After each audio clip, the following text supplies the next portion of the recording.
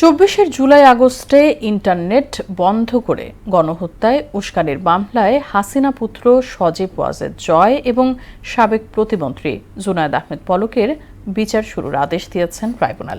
সূচনা, বক্তব্য ও সাক্ষ্য গ্রহণের জন্য ১৮ ফেব্রুয়ারি দিন ধার্য করেন আদালত। এছাড়া টিএফআই সেলে গুম নির্যাতনের ঘটনায় শেখ হাসিনা ও সাবেক বর্তমান সেনা কর্মকর্তা সহ ১৭ জনের বিরুদ্ধে সাক্ষ্য গ্রহণ শুরু হয়েছে। বাকিটা জানাচ্ছেন মুদাসসির আলী।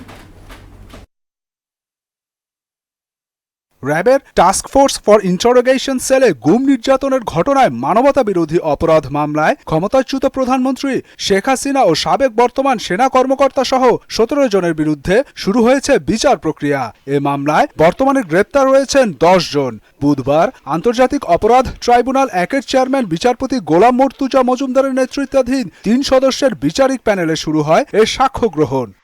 প্রথম সাক্ষ্য হিসেবে জবানবন্দি দিয়েছেন ২০১৬ সালে মিরপুর ডিওএইচএস এর বাসা থেকে র্যাব ১-এর সদস্যদের হাতে আটক হয়ে নিখোঁজ হওয়া মীর আহমেদ বিন কাসিম আরমান। এতে সূচনা বক্তব্য উপস্থাপন করেন চিফ প্রসিকিউটর তাজুল ইসলাম। পরে গণমাধ্যমের সঙ্গে কথা বলেন তিনি। সূচনা বক্তব্যের মাধ্যমে দেখিয়েছি যে রাষ্ট্রীয় বাহিনীগুলোকে মার্সেনারির মতো ব্যবহার করে বাংলাদেশে গুমকে একটা সংস্কৃতিতে পরিণত করা হয়েছিল, ভিন্ন মত দমনের জন্য, প্রতিপক্ষকে শায়েস্তা করার জন্য।